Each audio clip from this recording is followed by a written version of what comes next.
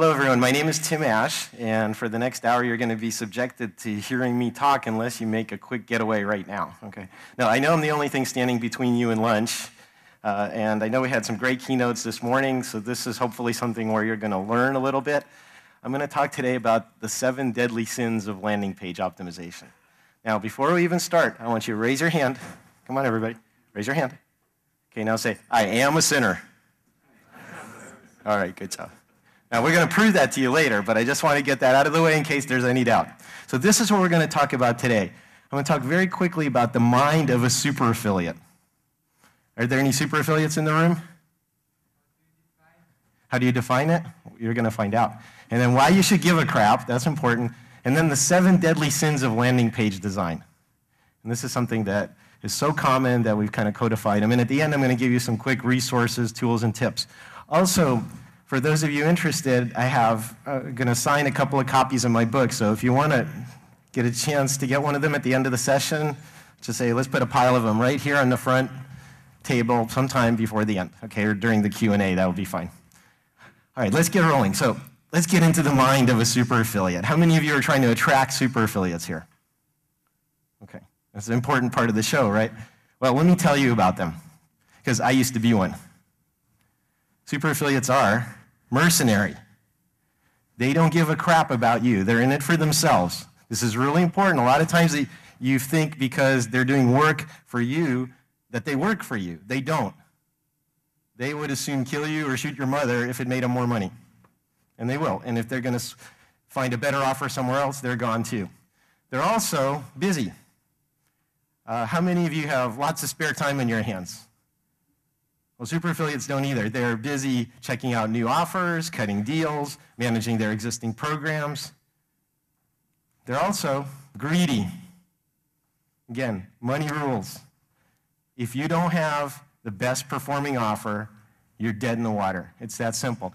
I might try a test program as a super affiliate, and if the test traffic I send doesn't convert, that's it. I'm done with you.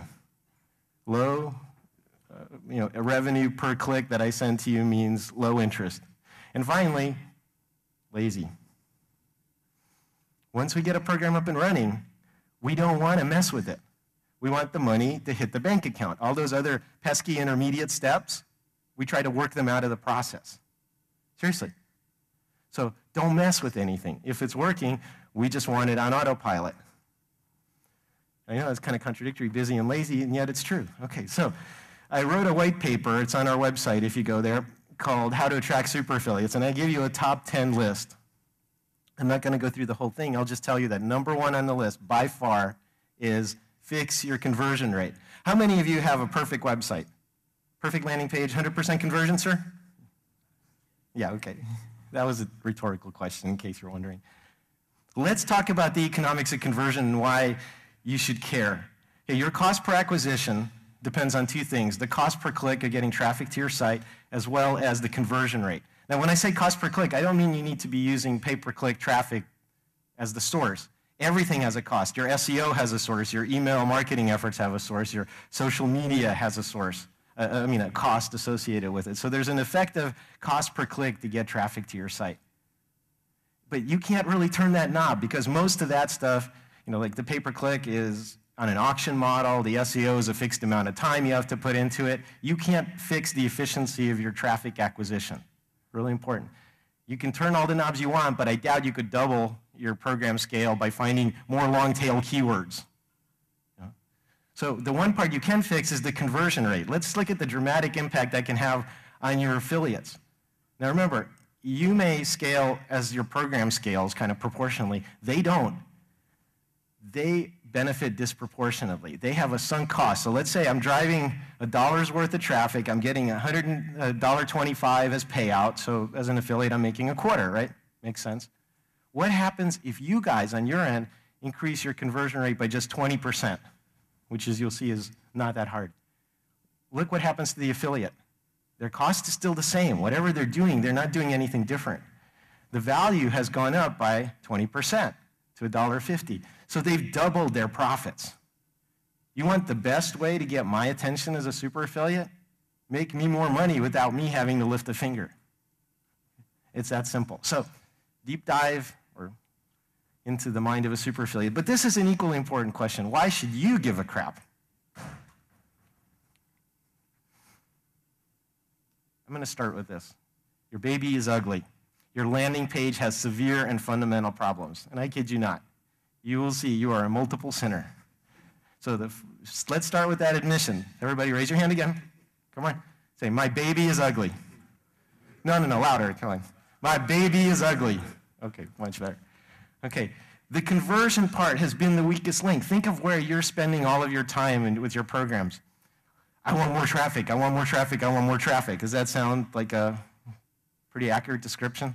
I want more affiliates. I want more traffic sources. I want more traffic from the same traffic sources. Or, oh, I want to do more email. I want to hit these people once a week until they buy my goddamn thing, right? The weak link is actually the conversion. It's the part in the middle that you don't think about.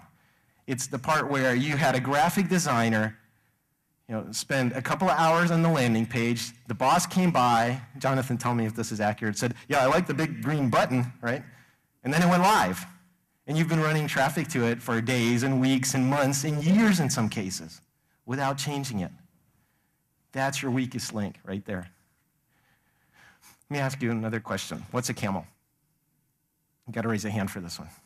It's a camel. Yes, sir? Well, close enough. A horse designed by committee. I gave you the answer on the slide, so I don't know how much more I can help you, but here's $1 for your trouble. Okay. Now, that was said by the guy that created the mini car. And that couldn't have been made inside a GM or Ford or Toyota because it would have been done by committee and you wouldn't have had a singular vision that gave you something powerful and single purpose. So what we want to do is avoid committees. So I'm going to ask you, let's have a quick show of hands. Who should design your website? Okay, your ad agency? Anybody vote for that? But your webmaster? IT? A couple of people going, no. Yeah, don't let IT near real people, okay? Keep them in the back room, throw out raw steaks under the door once in a while, but keep them away from customers. Customers don't like them, they don't like customers. Let's just keep it nice and clean. How about your boss? My friend Avinash Kaushik calls this the hippo effect. Highest paid person's opinion, right? Is that the best way to make decisions? All of a sudden your boss is the usability expert. They're the copywriting expert. They're the psychologist that understands brain types and personas, right? I don't think so. So who should do it? I mean, we're kind of running out of options. Who should design your website? Who should design your landing page? This is the most important slide here of this whole presentation. I want you guys to put on a different kind of goggles and glasses and look at the world differently. Your website visitor should design your site. It's not anyone inside of your company. I mean, we're supposed to be the marketing experts, right? We're not. You can't possibly be an expert on the activities of thousands of anonymous people showing up on your site every day. This can't be done. Nobody's an expert at that. And even if you knew and could read the mind of every one of those people, you'd find that they had contradictory needs. That something that attracts somebody is going to repel somebody else. So what's the best way to design your website? Ask your visitors. Here's an example, a test we ran for a company called Real Age. They had this registration process. You fill this out, tell them about your lifestyle and your habits, and they'll calculate your real age based on how well you've maintained your body. Free test, right? We did a test. 500,000 versions of the page later, we came up with the one on the right. 40% better. Now you're looking at it and you're going, why? Still a registration page, basically laid out the same. What's the big deal? Well, actually, everything on the page has changed. If you look at it closely, the headline is different. The header is different. The navigation bar is different. The lead-in sales copy, what the button says, all of that's different, but subtly so. So the moral of this story is subtle changes can add up to big gains. $3 million a year more for this company, one test. Here's another example. This is for lead capture. A company called Uniblue, they're a software company. They want you to scan your PC and find bugs. And I'm sure all you Mac people are just laughing your asses off right about now. But we in PC land still have to deal with that. So they're getting qualified traffic. This was their money page. And they said, we are doing a great job. We've tested this for a year and a half internally. There's no way you can improve our conversion rate. Do you know what their conversion rate was? 30% of visitors downloaded the free trial. How many of you would like a 30% download conversion rate? That's pretty high by any standards. So he said, well, let us give it a shot. So here's the winning version out of our test. We took their page from 30 to about 38% conversion rate. The moral of this story is, don't fix your dogs. Don't fix your losing pages. Focus on the ones that have a lot of value and the most money running through them, the most transactions. It's a lot easier to tweak a big page a little bit than a little page a lot. So focus on the value of it. Start with the stuff that you think is already working. I got news for you. It stinks. There's a lot of money locked up in what you think are successful pages. That's the ones I'd start with. Here's another example. Now, the ones I've been talking about had really high traffic going to them. This is a different story. Power Options. Oh, somebody better turn their cell phone off, and the rest of you too. Power Options wanted to get leads for their free stock option buying software, which actually you don't buy it, but researching the best stock options to buy. They're probably out of business right about now, but anyway. They had this really complicated form, and they said, look, our visitors are techs, they're quants, they want all this information, they want the kitchen sink. You click on this banner at the top of that busy page, takes you to a second page, reports, screenshots. Do you know what they wanted for the free trial? Your name and your email. That's it. No credit card required, nothing else. And we said, why don't you get out of the way and let us test a different version that's radically simplified? 2 weeks later, after the free trial, 75% more people signed up for that version, which is a stripped down, give me your information page. Don't need a lot of traffic to test. These guys had 10 signups a day when they did this test. You can test with very little traffic if you're just doing head-to-head tests. One more. This is the last one. Lead gen form. How many of you are running offers that involve lead gen of various kinds? Okay.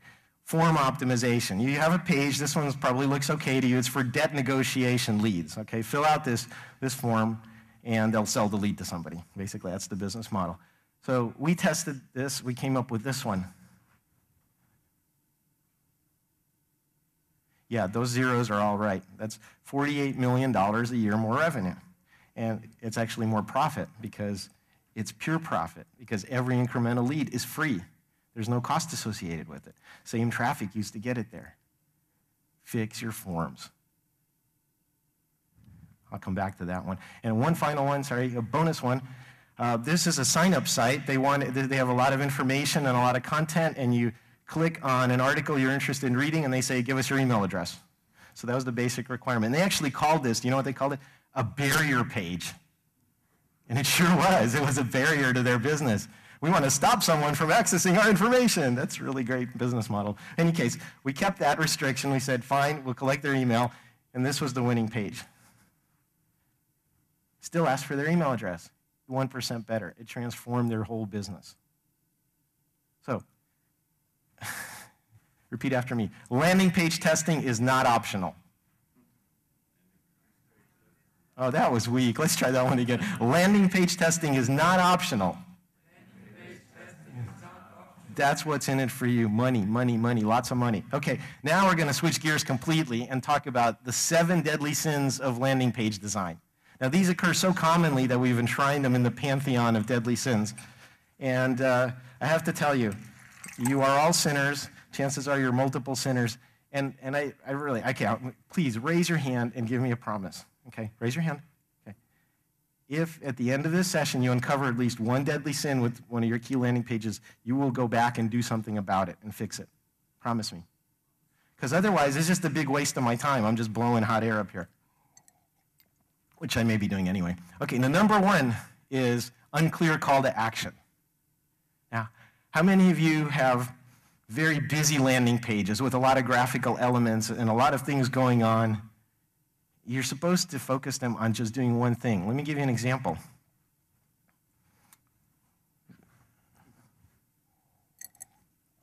What am I supposed to do on this landing page? Anybody? Raise your hand. Go swimming? No, go swimming. That'd be nice. I'd like to be on that beach. Let's see. Oh, that was a 1. How about a 5? There you go. That'll get you a third of a mojito in the hotel bar. Okay. Okay, so Sandal World. They want you to click that screen. It's a entry page. It's a splash page. It's very 1995 because nobody uses those anymore. They're probably losing a third of their traffic right there with an unclear call to action. And you click on that and you get to the homepage of their sandals catalog. Okay. That part starts to make a little more sense. How about this one? Quick. Look at that, and you care, and you really want to figure this out. What is the desired conversion action on that page? I know it's a little bit hard to see, but anybody raise a hand? Call. No, that's incorrect. Sir, you're going to say call. No, you would be wrong again. Oh, take a tour? Nope, they don't want you to take a tour. Oh, yes, we have a winner. Who said that? Sir. They want you to click. There's a $10 bill for you. Okay. I bet I get a lot more answers next time. Okay. Well, think about this. They want you to click on the iPhone to start the 30-day free trial. That little black iPhone picture right there, that's the call to action on that whole page. You're laughing, right? Yeah. Yeah. It's all fun and games until somebody loses an eye. Go back and look at your own page, okay? Okay, now take a look at this. Look at what's competing for your attention. Giant headline, woman going, ah. Laptop, screenshots, some kind of guarantee seal down here. Is this the most visually prominent thing on the page? No. Unclear call to action. These are simple to diagnose. If he's saying like, yeah, this is obvious, yeah, that's exactly what we're going for. Let me show you big companies that screw this up royally. 1-800-Flowers. $1 billion a year, 300 million plus of it goes through their website, right? Everybody at some point has to go through the product detail page on their site. Quick, tell me what they want you to do on this product detail page. Need a hand again. Yes? Nope, not select the kind of flower. Hand. Yes? Make your wife happy. That's the ultimate goal, but specifically, what's the mechanics of what they want you to do on that page? At the cart? There is no at the cart. But sir, you're probably the closest here. I'm going to give you a $20 bill for your trouble. Here you go. Yeah, you can buy a mojito and still have $5 left over. Okay, select delivery dates. They want you to press that little button down there. And yeah, I know it's hard to see, but you know what? Even if this was blown up to billboard size, it would still be hard to see. So here's what they asked us to go through a design exercise and say, what would this page look like if it had all of the same information but focused on the call to action? Now I want you to shout it out here. What are you supposed to do on this page? View delivery dates. Push the big fat green button. Maybe Jonathan was right. The boss is right. Big fat green buttons work great. Okay. You see that? Again, a reality check. Nothing on the page content-wise changed. But now it's clear that this page is about Rose Elegance Premium Roses. There's a beautiful screenshot, of a very visual product, and there's the call to action. Let me show you why this matters. We ran what we call an attention wizard heat map of their original page. And this predicts where people are going to look on the page, where their eye's going to go, and what they're going to pay attention to. And can you see how the eye is all over the page? It bounces up and down to that corner, all the way down here. There's another picture of a person. Over here to the big picture of roses. Let me go back a couple of slides so you can see the original page and where we're bouncing around too. Everybody see that? Really busy. So when you get to this page, you don't know what you're supposed to do. Now, take a look at the heat map, the Attention Wizard heat map for the redesigned page. Does this make sense? The product, the shit or get off the pot button. It's very simple. Nothing is getting in the way of you transacting through that page on the way to the checkout and making them a lot more money. They haven't changed their page yet. Okay. Number 2, too many choices. Number 2 deadly sin, too many choices. I'm going to ask you a very simple question. These questions are going to be from the perspective of your visitor, okay? What am I supposed to do? Which of these things do you want me to do? Here's the homepage for Adorama. They're a local company here in New York. They're based here, right? Huge selection of photographic equipment. I'm going to save you the trouble. It says so at the bottom. There are 146 clickable links on that page. What do you want me to do? Look through all these categories, look through all these ads, which, by the way, were animated, maybe perhaps buy copiers, printers, and faxes from, quote unquote, the photography people? Okay, I don't think so. Or wait, there's a How to Master Dog Photography by Bowser, an informational article. How about that? Or wait, maybe it's out of their whole catalog, it's to select one of these 12 products on the off chance that out of the 100,000 they carry, that's one of the 12 that you were looking for, right? Does this make any sense? But you show up on a page like this, and you think it's normal, and you spend all your time looking around at all the choices you have, and then what do you finally do? You hit the back button. You go to B&H. Thank you, sir. In fact, you're going to get $20 just for saying that, because you either read my book or you read my mind, but either way, you know, sir. Okay. By the way, in case you're wondering, I'm not going to be handing out Franklin, so don't get your hopes up. Okay. Okay. So look at what B&H does. Now, they're no paragon of usability or design, but they have a lot of menus up here, which are mostly innocuous. The middle of their page is taken up by their high-level categories. Do these guys carry laptops? How about plasmas? Digital cameras? It's obvious, right? You want to get people closer to the goal, limit the number of choices. So if I'm looking for a camcorder, will I know what to do on this page? Yeah, I don't even have to read the word camcorders. I just have to look for the picture and click on it, right? You've made it much simpler for me. You've cut down the choices to high-level categories. So don't expose everything. When they come to your homepage, don't just throw up all over them. I mean, guide them towards their goal. It might take 3 or 4 steps for you to get them to the thing they want, but as long as they're clear, logical, limited steps, that's fine. Number 3 is asking for too much information. So the question I'd ask you, this is one of the case studies I showed you earlier on the debt negotiation leads, asking for too much information. These guys ask you, and I know it's kind of hard to read the form, so I'll do it for you. First name, last name, email, mobile phone, home phone, best time to call, blah, blah, blah. Anybody going to fill that form out? No. It's a royal pain. Think of it this way. Every field you put on a form decreases the likelihood that somebody is going to transact with you.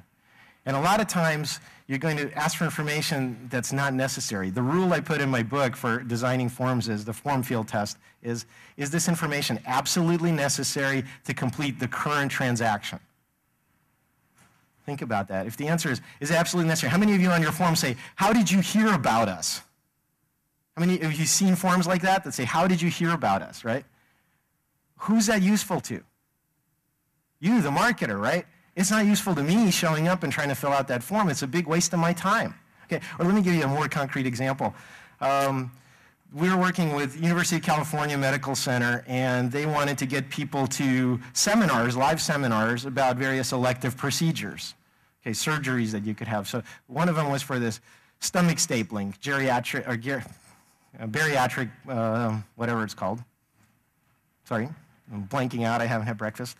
And what they did is, on the form, they asked for BMI. How many of you know what BMI stands for? Raise your hand. What's BMI? Oh, you guys are geniuses. Look at you. You're so proud of yourself. Okay, let me ask you another question. Who can tell me right now exactly what the formula is and how to calculate it? Sir? It's your height. Yeah, height. Oh, you're so close, but that's not right.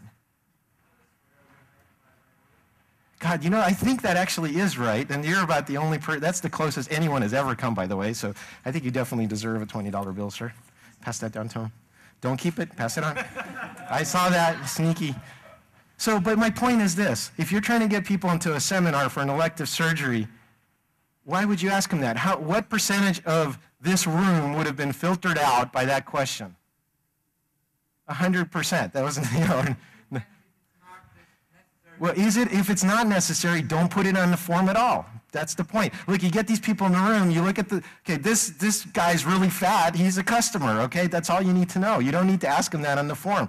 How do I calculate BMI? Come on. You see what I'm saying? Absolutely necessary to complete the current transaction. You can also ask for information in pieces. Like if I walked into a bar and I said, hey, would you like to sleep with me right now? Okay. Doesn't usually work for me. Does that work for anybody else? You know, okay. Anyway, You did, sir? Mazel tov. Okay, great. So my point is there's certain things that are inappropriate. If you walked into a store and they said, sir, may I hold your credit card while you shop? Would that be okay with you? You would?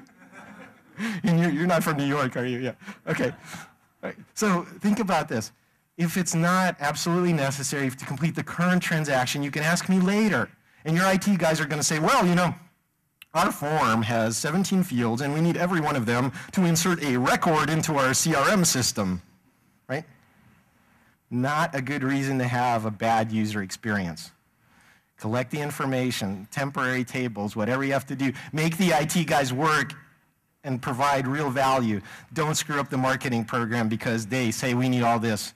You don't need it now. You don't need it in one shot. You can collect it over multiple visits when you have permission to do so. If you guys haven't read it, go get Seth Godin's book, Permission Marketing. Okay, absolute must read. Here's the after page. We asked them, what do you do with these leads, with these debts negotiation leads? You know what their answer was? We call them to qualify them. We qualify every lead to make sure it's solid. So what are they asking for? First name, last name, email, phone, state, which they need because of local regulations, and debt amount. That's all they need to qualify somebody.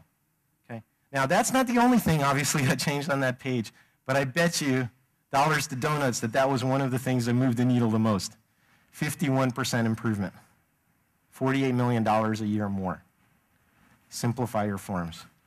Okay, number 4, too much text. How many of you are big fans of reading Tolstoy's War and Peace, all 1,000 pages of it at 72 DPI while seated in front of a small computer monitor or in front of your netbook? Anybody a fan of that? Okay. Nobody else is either. So why are you making them suffer? The question you should be asking from your visitor's perspective, again, is, do you really expect me to read all this? Do you? That's a pay-per-click landing page, folks. No kidding. Canyon Tours. Do you really expect me to read all this? Now, I cut off the monitor because the bottom of the screen would have been right about there. That page scrolls on and on. So, okay, I know that's a little geeky. Those are rack-mounted servers, right? But even geeks don't like to have their time wasted. Do you really expect me to read all this? Get rid of your copy. Chop, chop, chop. Don't write in paragraph form. Have you guys ever seen Charlie Brown where the Charlie Brown's in school and the teacher's in the front of the class, and when the adults talk, it kind of sounds like this, wah, wah, wah, wah, wah, wah, right? It's content free. That's the same thing that you're doing by writing in paragraph format. Just don't do it. Don't write in paragraph format. Headlines, short bullet lists, calls to action, direct marketing 101. No one is going to read anything that you write on your page. You care about it much more than they do. Yes, sir?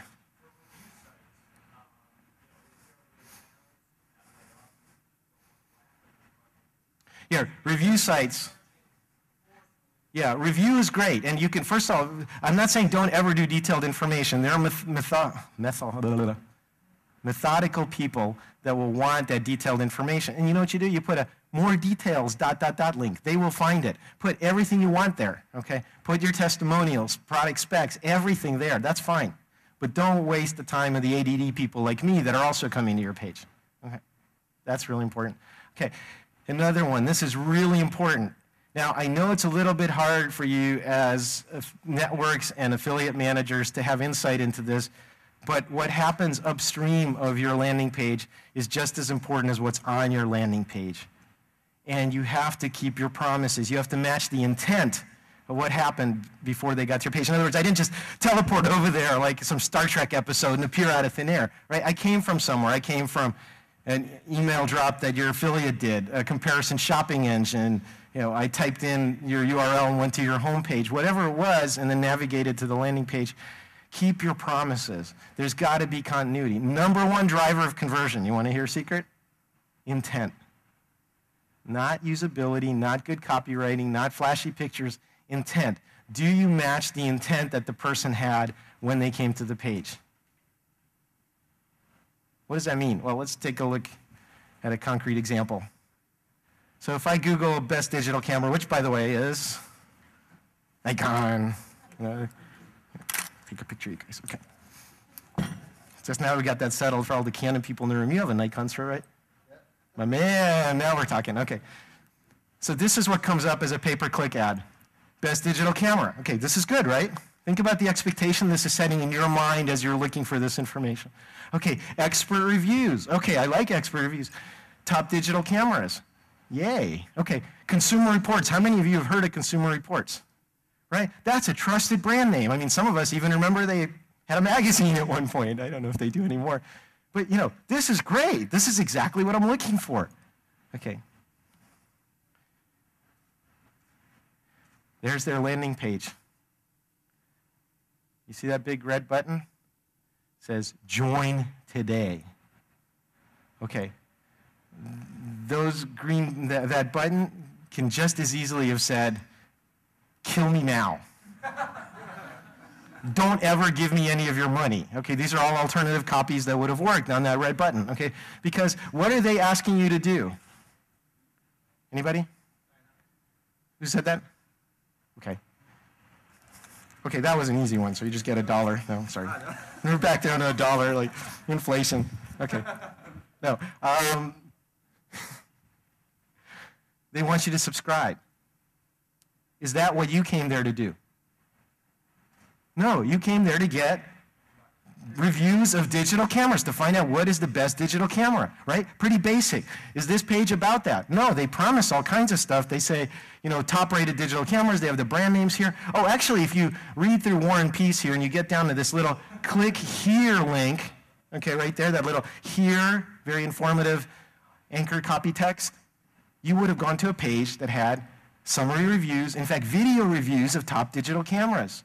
Okay, now, had you landed on that page, would you be more or less inclined to actually subscribe and get information and all the things they give you? So let's think of it this way. There's probably, I don't know, 100 people in this room. I'm telling 100 people that Consumer Reports are liars. Is that the outcome they wanted? They don't keep their promises. That's messed up. You should always keep your promises. So what that means for you guys is you have to go upstream, and for each of your traffic sources, you have to think, what expectation are they setting? What do they see? Is it a banner ad? Is it a link? Is it a review of some kind that drives them to your page? And how do you preserve that continuity and keep the promise? If you promise something in an ad, deliver it. Give it to them on the next page. Yes, sir? It's like the New York Times website. You go to read an article, it says sign up. Yeah, sign up. That's not what I came there to do. Exactly. Screw them, right? I mean, they could have given you an abstract. They could have given you the first 2 paragraphs of that article. It still wouldn't have satisfied you and you would have bought. But, you know, see article means show me some of the article. It doesn't mean sign up, right? The title is also wrong. Top-rated digital cameras. Yeah, I mean, they're just, which are top-rated? They don't tell you. They lie to me. Okay, enough. I think I've beat this horse to death. Another one of my personal favorites, and I can guarantee all of you are sinners on this one, visual distractions. This is a simple question, right? What are we doing? We're looking at a computer screen. We're looking, right? That's the operative thing we're doing. Well, there's audio sometimes and all that, but we're looking. So the basic question from your visitor's perspective is, what am I supposed to look at on this page? Okay, would it shock you if I told you that was also a pay-per-click landing page on Google AdWords? They're paying to get people to this page. You know, it's just like somebody's standing there and they start blasting a siren at 140 decibels. I mean, it makes me just want to leave the room. Here's another variation on the theme of visual distractions. I get to this page, but before I get there, but wait, I get an entry pop-up. And it says, questions, chat live with an online representative. Hello, how may I help you? Well, the answer is, go away, you stupid. Okay, but I tried to click that close button. There was only one problem, folks. That chat window moved from the left of the screen all the way over to the right. And then it hit the edge, and then it came all the way back again. I couldn't even click the frickin' close button. Now, is that okay? Anybody think that's okay? It's not. Look, I'm not saying you can't have 2 goals. If your goal is to say, go to our page and do something or chat with the lovely lady, guess what? They already had another chat window with your generic model with a boom mic on, you know, right there on the page. If you have two goals, it's okay. Prioritize them. This one gets so much real estate. This one gets a little bit more or less because it's more or less important. That's okay. Having an interruption on the way in is just an example of your poor judgment and thinking. And by the way, this is not the same for exit pop-ups. If you lost them, punt. Go ahead and ask them for information, give them a discount, do something to get some value out of that. Remarket them to another website, whatever pleases you, okay? You have nothing to lose. But here, you have a lot to lose. You are annoying 100% of the people coming to this page in the hopes of helping perhaps half of 1% that actually want chat before they even look at anything. I mean, who wants that anyway, right? Okay. And this is a big one. Lack of trust. How many of you work for a world-class brand or represent a world-class brand? Ma'am? What's the brand? I'm sorry? Tony Robbins. Hey, he's like me because he's got one of these boom mics, right? Yeah, Tony Robbins. Okay, Tony Robbins. Raise your hand. Who has heard of Tony Robbins? Okay, that's pretty good. That's probably 70% of the room. Surprisingly high. Okay. But none of you work. No, I don't mean, ma'am, I'm sure you're doing a great job. And what I mean is I'm looking for Disney, Nike, Coke. Okay, everyone's heard of McDonald's, right? That's what I mean. The rest of you, except for this lady over here working with Tony Robbins, are shit out of luck. You do not have a powerful brand working behind you. When someone shows up on their page, the first question they ask is, do I trust you? Are you going to screw me? Will this be satisfactory? Will I have a good experience? Will you keep your promises? Those are all anxiety-producing things. And there may be nothing wrong with your page, but if you don't alleviate my anxiety about it first, I'm not going to transact with you. I guarantee it. So let me ask you a simple question. Where are the trust symbols on the Smart Bargains website? This is a big, long screenshot that I captured. Below the fold, yeah. And this is on a pretty big monitor. Got a news flash for you. They are invisible. Nobody's going to ever see them. 2% of people will scroll that far. And the latest research shows that even above the fold, if this was the scroll line, only the top 2/3 of the page get looked at. And then you scroll the page up to bring the rest into view. So you don't even have the above the fold to work with. You only have 2/3 of the area above the fold, okay? Because people are getting used to scrolling and they just scroll to bring things up into view. So what's the point of, this is good stuff. Better Business Online, Visa, shipping via UPS, all good brand names. The halo effect is working for you. It's like, oh, all is good if you use those. You must be trustworthy, except nobody sees them. Here's how to do it. Here's what PetSmart did a while ago. What do you normally see in the upper left-hand side of a website? The logo, right? The company's identity. It anchors the whole experience. We expect in the upper left to see the company logo and what they stand for. What do these guys have? A trust mark. The hacker-safe trust mark. Now, I took this screenshot when it was still hacker-safe. Now it's McAfee secure, but they took their logo, they actually moved it over in the middle, and they made it extra jumbo big so that you could, see their name, and they kind of compensated for it. But even look, without seeing the rest of the page, you instantly get this two-part message. We're safe to shop with, we're PetSmart. Everybody see that? They're so proud of the fact that they're trustworthy that they replaced their brand with it. And that's powerful stuff. Here's how not to do it. Let me ask you a question. Would you buy a grand piano from this company? Anybody? If you do, I'll give you the money to do it. No. Yes, sir. I have some sites like this. You have, And customers are buying it. yeah. I don't know why. Yeah, they're not buying, yeah. Okay, close your eyes. I'm serious, close your eyes. It's not going to hurt. I'm not going to sneak up on you. If I told you that this is one of the biggest piano distributors in the Washington, D.C. area, they've been in business 25 years. Go ahead and close your eyes. They will do white glove delivery and set it up in your living room. They have an unconditional money-back guarantee. They have thousands of satisfied customers. They carry all the major brands and, in fact, are authorized service reps for all of them. Would you buy from these people? Some of you would. None of you would now. Besides the bad circa 1995 quality of the design, there's no trust or credibility here, right? You with me? They could put a Yamaha logo, a Steinway logo. You could find out what these people stand for. They have a very deep site with a lot of content, but without trust, I'm not going any further. Here's a lead form that we did for one of our clients. We tested this. This was the winning version. Look at what we're devoting most of the screen real estate to. This is for DVD duplication, you know, Blu-ray, whatever. If you want custom DVD duplication, go to SF Video, right? What's on the right? Customers. So it says over 2,400 satisfied customers. So if these guys can do a job for Walmart and Nike and ABC and American Red Cross, do you think that they could do your little itty-bitty duplication job? Yeah. In fact, you're probably thinking, wow, I'd be lucky if they took me. I wonder if they work with small companies too. Am I right? Yeah. You would be so lucky because look at them. They're working with those companies. So they're borrowing trust. They're borrowing trust from strong brands. Here's another way to borrow trust. The winning page in that Real Age example I showed you, we added their media appearances on the left-hand side. How many of you have heard of the Today Show? Okay, how about CNN? New York Times, anyone? Okay, so put your hands down. These are media brands. They've been spending hundreds of millions of dollars drumming their brands into our heads. That's all they do. That's what they're best at. It's not content. It's self-promotion. Okay, you've heard of those brands. These guys are getting a piggyback ride off of those brands. So if you're seeing, if your landing page was, you know, you bought some cable remnant space in Iowa at 2 o'clock in the morning on the home shopping channel, and it ran for 15 seconds, you should put, as seen on TV, you know, because it was by both people that were watching in that time slot, right? But the point is, any media coverage, local press, Chamber of Commerce, anything to increase trust and credibility by association, okay? So we've gone through the 7 deadly sins. Now, I want a quick show of hands. How many of you are multiple sinners? Come on, be honest. The rest of you are liars, okay?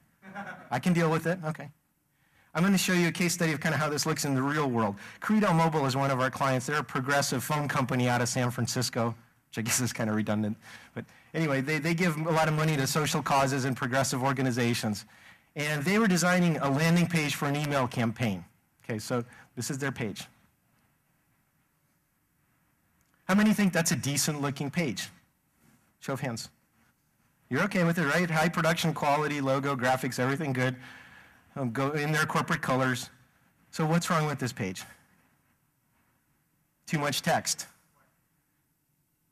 Text. Visual distractions. Okay. Unclear call to action. Okay, I'm going to see if some of you are going, yeah, it's not so unclear. There's a big fat green button, like Jonathan said, to put right there in the middle of the page. It's the only green thing on the page. Isn't it obvious that you should click that? Anybody think that's obvious? Yes? Pretty obvious. And lack of trust and credibility. How many of you, before I talked about these guys, heard of Credo Mobile?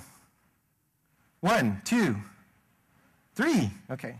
Any more? This is like an auction. Most of you haven't. So would it be helpful if they added some trust and credibility? So we did what we call an express review on an online meeting, real quick, 1-hour triage of their page. They took it back to their graphic designers and came up with this version. I know you guys are really excited, aren't you? No, it just looks like a more boring version of the last page, right? Who would say this is a distinct improvement? Anybody? The other one was better? Here's the heat map, the Attention Wizard heat map of theirs. What is the one important thing on the page that is not even being looked at? The big fat green button. Yeah, you need to change a lot of things. Get rid of the huge blobs of orange, the high contrast areas, the dark border.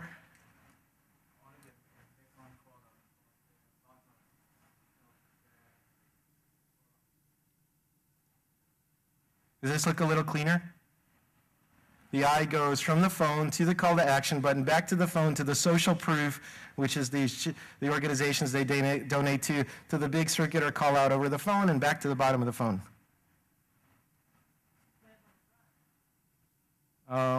What about the brand?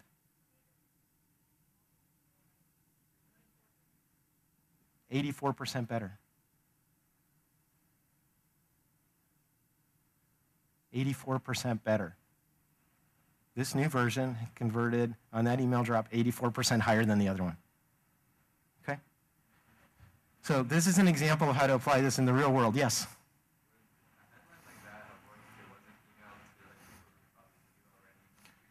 Well, this was to their in-house list, okay? So they can take some liberties with their messaging because people are familiar with them, but whatever that is means in your context. But visually, I'm sure you would agree that if somebody came to your page and had to decipher that page, they're not looking at the call to action. So at least, so tone it down. So how many of you are creative types, are involved in the design of pages, graphic designers? Okay.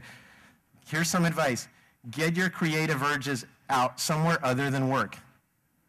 No, I mean it, okay? Go pierce your nipple, get a tattoo, go to a rave, I don't care, but don't take liberties with the money of the people paying you to design pages, okay? I'm serious.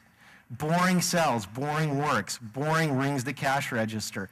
Just because you're sick of doing the 100th boring page in a row and you want to put some, purple polka dots on it, don't. Just restrain yourself, okay?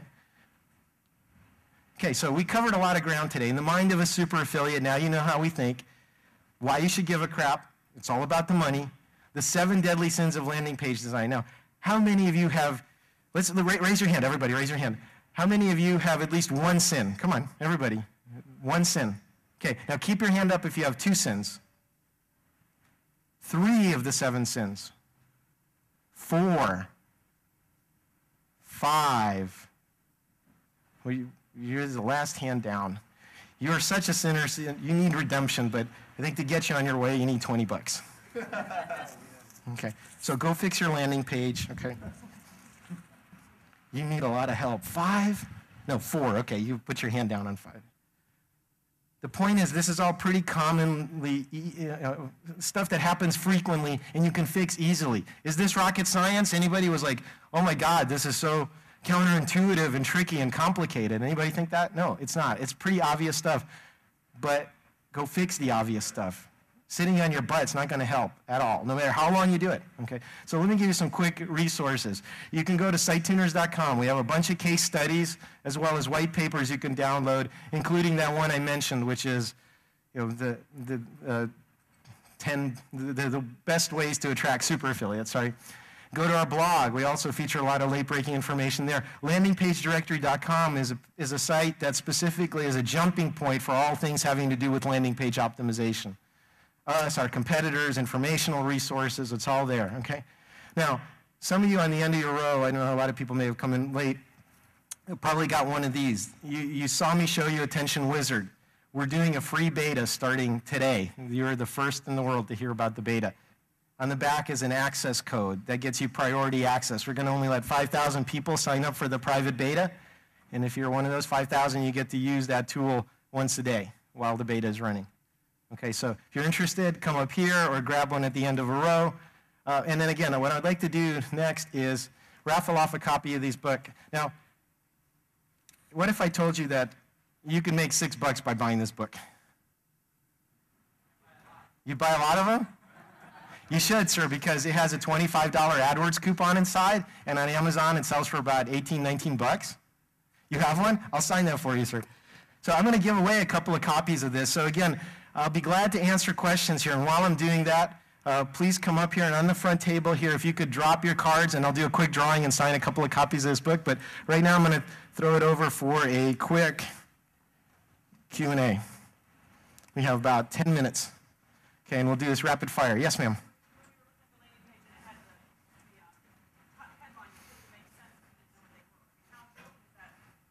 Headline's critical. Headlines are really important. It made sense because it was to their in-house list of people that already expressed interest. So, of course, again, matching the intent, getting into the mind of what motivates your visitors, understanding who they are, is really critical. I mean, the headline's probably the most important thing on the page. No, call to action should be separate. I mean, you want a basic layout for a good direct response page, headline, 3 to 5 short bullet points. An action block that visually separates it from the rest of the page with its own headline and then the call to action within it. Okay, that's... No, the headline should not repeat the call to action. Ma'am? Really long landing pages.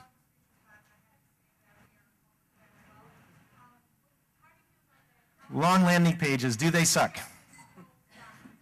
People are getting used to scrolling. All the usability research is showing people are increasingly comfortable with scrolling. A lot of them have scroll wheels on their mouse, making it easier. It's okay to scroll. It's okay to have a long landing page. One time we took a direct response long form sales letter, and we thought, this is ridiculous. No one's going to read this. So we chopped it up into a logical microsite where each of the topics had its own page, right, off of the home page. You know what? I am proud to say we were able to decrease conversion by 30%. Okay. This was for a stupid consumer product that you don't need that was $19.99. I am obviously not the target audience for that, and our practice didn't do a good job with it. But does that mean the long sales, the microsites are always better or short pages? No. Long sales letters work. It depends on your application. Thank you so much. Anybody else, just come and throw your cards up here. And one of the things, though, there's a case study on our site for PC Bug Doctor. Check it out. It's a long sales letter that we tested. It ended up being a shorter long sales letter with a lot of deadwood cut out, and it performed, I believe, 24% better. So it's not just, is it a long sales letter, it's what's in it. Obviously, that matters. Sir? How do you feel about Flash and these videos? Oh, okay, great question. Flash and rich media. I just wrote an article about this in Online Strategies magazine. The short answer is you have to test it, okay? Everything that pulls visual attention away from your call to action better be carefully considered. If you autoplay a video, if you have a walk-on video spokesperson, if you have an animation of either, a lot of us use just a big banner graphic in the middle of our page and we just show you commercials every few seconds. Really bad idea in most cases. Video spokespeople works often. Okay, we've seen double-digit lifts. We're working with a partner. We actually offer video spokesperson tests as a standalone product. You can check it out on our site. We'll test the actor, the script, but important things also like, does it autoplay? Does it autoplay for repeat visitors? Does it start with the sound on or off? If you're going to a porn site during working hours, you don't want the audio to autoplay. Believe me, sir, I've done it. Okay, no. So the point is there's a lot of things to test just around the video spokesperson. Okay, it's not just should you have one or not. Test everything. If there's no better way to tell the story, then use an animation or rich media. Otherwise, tone it down and just go with the plain text. Yes, sir. Okay, well, there's a great way to get started is a free tool, Google Website Optimizer. We're authorized consultants for that if you need some help. But you can do basically multivariate testing or simple A/B split testing. Don't start complicated if you're going to do testing. You can do a lot with split testing. Just test a different headline or a completely redesigned version of the landing page. That's a valid test, okay? Our tools, the tuning engine, is really for large-scale, high-volume sites. There's a number of companies. If you go to landingpagedirectory.com, the site I mentioned, they'll have all the tool vendors on there, okay? Yes, sir, in the back. Matching intent.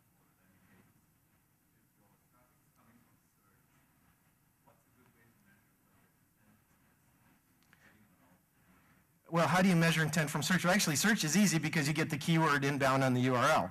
So you know exactly what their intent is. A lot of times it's as simple as echoing the keyword.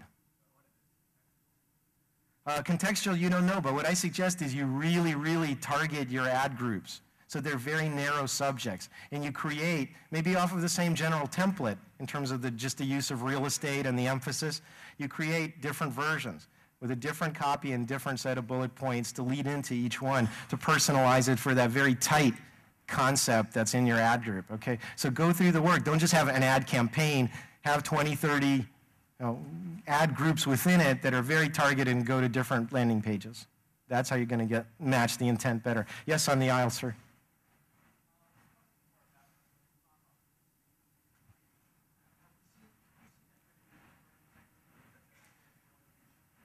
Okay, pop-ups, again, exit pop-ups, do whatever you think is best. Entry pop-ups, now, I showed you that one. That was a really bad use of an entry pop-up. But I'm not even saying inbound pop-ups are bad. Test it, because chances are by annoying everybody, you're going to actually have a net loss in terms of the efficiency of the page. A lot of people say, hey, I put up a sign up for my newsletter pop-up and 5% of the people visiting are doing it. Except for one thing, 8% fewer people are doing whatever it is you actually want them to do. So you see what I mean? Don't just look at, did it lift the thing I was looking for in isolation? Look at the overall economic impact. On the aisle in the back.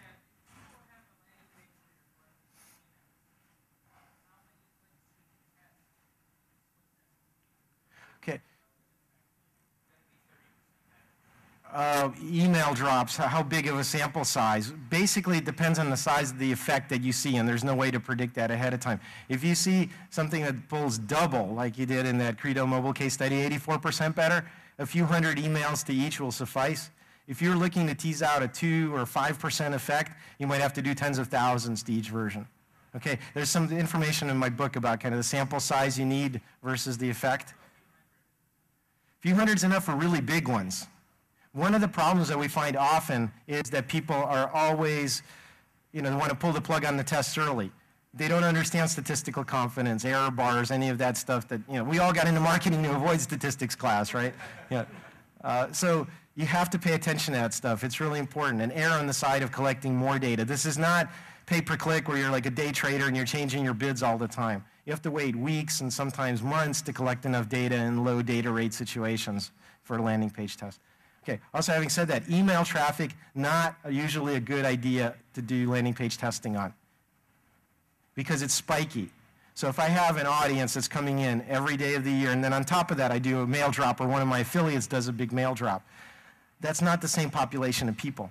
They're gone the next day. So if I optimize for them, or they happen in the middle of my data collection, if that drop happens in the middle, I skew the results and I bias it towards those people, and they're never going to come back again because they've been dropped to. And even if you drop to that list again, they're going to behave differently. So email's problematic as a traffic source for landing page testing.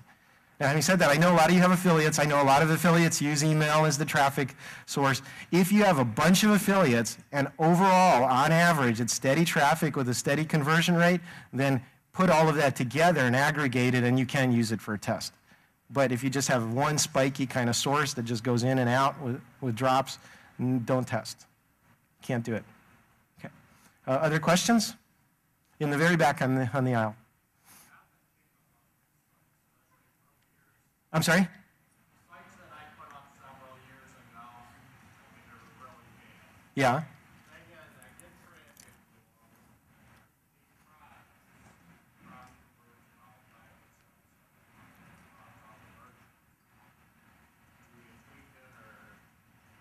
So what's the question? You're converting about 5% of visitors? If I tweak it, I know that I can get the conversion rate up throughout the time. The thing is, if you take the rest of those the listings of the search engines that I do, Okay, great question. This comes up a lot. If your traffic source is organic search engine traffic, SEO, will testing screw it up? Okay, the general answer is no, and this is the official line from Google on their website optimizer blog.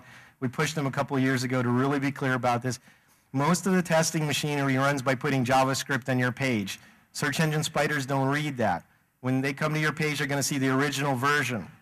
Real people will see the different versions of the page. Once the test is complete, whatever version is the winning one, you make that your kind of hardwired page and leave it. Take out all the JavaScript out of it at that point. Kind of anoint the winner as the winner and make that your official page. So adding JavaScript by itself will not mess up your search engine ranking if you do it right. Yes?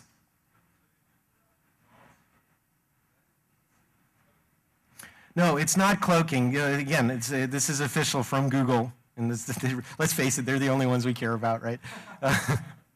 So no, it's okay. Again, their things are that the other versions of the page can't be radically different on a different theme. You promise free sex and you're really selling vacuum cleaners. They don't want that, right? That's cloaking. If it's just trying different headlines on a page that has the same offer, they're okay with that. And then again, as soon as you're done with the test and you found a winner, get rid of all the testing code and just hardwire the winner in as your page. Okay, that's safe. Yeah. We're doing a test right now where it's exclusively SEO traffic, no problems.